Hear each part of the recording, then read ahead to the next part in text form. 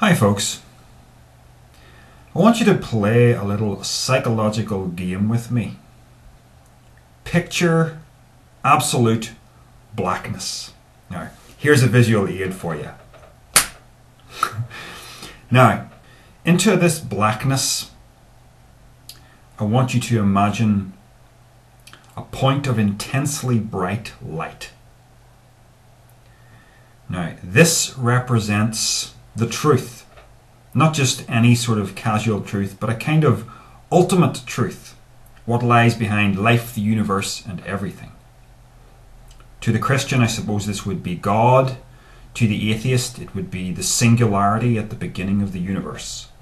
It is the thing that we cannot reach because we are limited creatures bound by space-time. So this is the thing that transcends space-time. And by virtue of our relationship to this, it's always going to be obscured, no matter what. So let's obscure it with an object. We're not worried too much about what that object means just yet, but we're putting an object in front of it, symbolizing the fact that we can't reach a kind of ultimate knowledge, ultimate truth that resides beyond space-time, because we're bound by space-time. Now, if there's any doubt that this transcendental reality is actually something tangibly real, let's incorporate into this image the Greek letter pi. Let's actually carve out the center of the ship's helm so that the infinite shines through. The light shines through the center, illuminating the shape of the letter pi. Why? Because pi is a transcendental number. It's tangibly real, but you can't write it out in its entirety. Even if you had eternal time, you would not get to the end of it. It transcends our categories, it transcends our symbols, it transcends our means to actually represent something accurately within space-time. You can never write out the value of pi. So while there are many ways to come to an appreciation of this fundamental reality beyond space-time, the number pi is a very quick and easy reminder of it. So I'm going to choose to put pi right at the center of this helm. Now, the reason why it's a steering wheel is because I want you to think of yourself as the pilot. You're the truth seeker, and there's this sense of moving forward. So imagine yourself before this wheel, grabbing it on that forward course towards truth. Always understanding that though you make progress, you never quite reach this ultimate truth, which is always obscured because of your relationship to it. Okay? Now, it's not just a wheel from any kind of vehicle, it's a ship's helm. So I picked that in particular because I want to convey this sense of being alone. I want to reinforce that. You know, you're out at sea, braving the storms. You have stepped out of the herd. You no longer conform to the norms that you were taught, but you are making your own way. And you accept the risks that that entails. Risks of hurtful interference, possibly social ostracism. So, you may not be physically alone, but it carries the risk. You've accepted the risks of what it means to be an individualist, a truth seeker. Now, a steering wheel is meant to turn. It goes left, it goes right. So this captures our sense that we don't always get it right. We have to change our course, change our minds when we learn new things. So in order to prevent yourself from just steering off into the darkness of falsehood, as it were, you've got to move. You've got to go from left to right as you learn new things. So, what am I doing here? This is the symbol that I've constructed that represents me. It represents what I consider the most important things from what I've learned. an appreciation for the fundamental reality of the infinite and the sort of character traits that it's necessary in order to pursue truth and actually to get somewhere. So I call this symbol the dark wheel, and that's not exactly an original term. That comes from a novella by Robert Holdstock that was released in the mid-1980s, packaged with a computer game called Elite. So people who are in their 30s might remember that. And it was a game that had this sort of mythology of interplanetary trade and piracy. There was an organization, a kind of secret society called the Dark Wheel, that was concerned with unraveling the secrets of the universe. And none of this was described in any kind of profound detail. There was nothing terribly profound about the book. It's just that when I remember the book and I think about the relevance that I can make the term the dark wheel have for my own personal philosophical outlook, I just can't shake how much I like that. And in part it's also to do with, I do like dark aesthetics.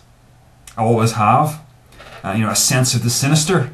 And it's important, it's important that we don't get too serious with all this. I mean, it may seem childish to actually base some kind of legitimate philosophical outlook on a piece of fiction that was written around an old 1980s computer game. But I think you've got to remember that, all the old gods and goddesses from the past, those are all fictions too, And we still make use of them because of their symbolic relevance. The example I like to quote now and again is that of Mercury. If we say someone is mercurial, that's a legitimate word in the English language, but it draws its meaning from the god Mercury. Not the planet Mercury, first of all, the god Mercury, who was the god of trade and known for his flights to and fro swiftly, so to speak. So to be mercurial is to be prone to being, angry one minute and calm the next. So that's where we draw the symbolic relevance of the god Mercury. So since that's a fiction, why not use fiction? Why not use science fiction? Why not use role-playing games? Why not use anything that carries symbolic relevance? So, as I said, this is my personal symbol. Now, it went through some phases of development. Originally, it was an 8-spoked wheel, but I've gone for the 6-spoked wheel because I learned that the 8-spoked wheel is a symbol in Buddhism called the Wheel of Life, and it has a specific already established meaning. So I don't want to cause confusion, so 6 spokes. Originally, I had an inverted pentagram in the center rather than the symbol pi. That was in keeping with the things that I learned from LaVeyan Satanism. But ultimately, that particular symbol, it has just too many meanings out there in the world to be useful for anything. For a start, when the common person sees it, the first thing they think about is devil worship, when that is not what I'm intending at all by the use of that. I'm intending more the sense of rebellion, the horns of defiance, carnal existence, a focus on the here and now of earthly existence rather than a mythical spiritual hereafter. Those are the things I'm thinking about when I think about the inverted pentagram. But ultimately, those sorts of things are, the sense of defiance, that's already catered for in my symbol by it being a ship's wheel. So you've accepted the risks of being an individual. So ultimately, I decided to lose the pentagram, but I still wanted something relevant in the center. So pi struck me as the most relevant thing, and I've picked a very straight version of pi without any curves because I wanted to look very runic, and that's purely an aesthetic consideration. So originally my book I, Universe was going to be called The Dark Wheel, and it was going to involve this symbol, and I did release an early edition of it about a year ago under that title. I put it aside. I changed the title. I hadn't looked at the symbol in a long time. And then when I came back to it and I looked at it again, it had this potent effect on me because the meanings that I had attached to the elements of this symbol, they rushed back into my awareness. And this is where, this is where I want you to try and appreciate this sense that symbols have power.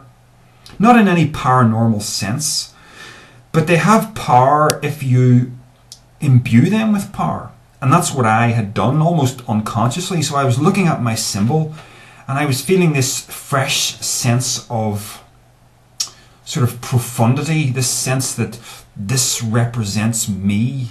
This represents what I consider the most important things in life, and it represents the direction of my life, the path that I am on, what I care about. It represents, it's something that I can use to focus myself, to keep myself aware of the things that are really important as I seek the truth.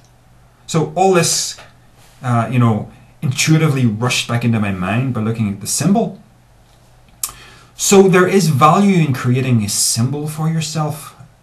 If you don't believe symbols have power, try putting on an inverted pentagram pendant and walking into a Christian church. It will have an effect, won't it? It'll have an effect based on the erroneous perceptions of what the pentagram actually represents to the Christian masses. But it will have an effect nonetheless. When a Christian wears a cross, he's wearing it, at least an intelligent Christian who has some sense of doing something for a certain meaning, this cross represents something powerful to him, something profound to him. It's the death of his Saviour upon a cross. And, if it's the empty cross, especially in the case of Protestantism, it represents the fact that Jesus is risen again, according to the Christian myth, right? So, to me, an inverted pentagram means something quite profound. But again, it's a hard one for me to use because of how the symbolism has been used elsewhere. So I wanted to create a symbol for myself that was completely unique, that I understand because I have placed the meaning on it. So this is my symbol. And I guess the question that I'm asking you, and the reason I took you through this stage by stage so that you would understand the elements of the symbol, is, do you resonate with this symbol too? Because I'm kind of like, I'm using it as my personal symbol, but I'm also casting it out to see whether others might resonate with it. Now, all of this is starting to sound suspiciously like the cult of Darrell Sloan, isn't it? Am I trying to make a magical order, a cult, some kind of organization of which I am the high priest or Ipsissimus? No, nothing of the kind. If you're thinking that, you're completely missing the point. The symbol is not mine. It's just something I made up, and it means something. And if you want it to mean the same thing for you, it can mean the same thing for you. If you want to take elements of it and modify it to something that's more appropriate to you, you can do that too. If you want to just take a clean slate and make a symbol that represents the things that you consider important and your particular path as a truth seeker, then do that. Don't use mine. Use mine if you want, but use your own, even better. And you will find that as you construct this symbol, as you dwell upon the meaning of the aspects of it, that will start to have an effect on your mind, a good effect, an effect of keeping you focused on what's important. So that is the value of symbols. It's just something I'm recently coming to appreciate, even though I started down this road over a year ago when I made the original version of the symbol. I made it in a playful sort of way, not really thinking too hard about it or wondering what the relevance of it would be. And in a sense, I kind of wanted my book to have the aesthetics of an occult grimoire, just for the hell of it, really. But I'm now starting to realize that symbols really do have an effect, and it's a good effect. Even, you may not really be aware of this, but, the big yellow M of McDonald's is, in a sense, a magical symbol. in exactly the same way. Because look at how prominently they display it in their restaurants, or on the roof of their restaurants, so that passing cars can see it. So through your television, you've been conditioned to see this big M all over the place in television adverts, and also on subliminals within movies and things. And on the adverts in particular, they have that da da da da da, I'm loving it. You know, so they're subtly implanting the association between this symbol means I'm loving it. So when you see the symbol, the phrase I'm loving it may consciously or subconsciously be in your mind. This stuff is all by design, folks. You know, make no mistake, there is no accident. The people who put this stuff together really know what they're doing. And you, the public, you are the intended targets of this thing. So in a sense, magic is being played on you all the time. So learn how it's being played on you, and learn how to use the very same things for your own personal empowerment.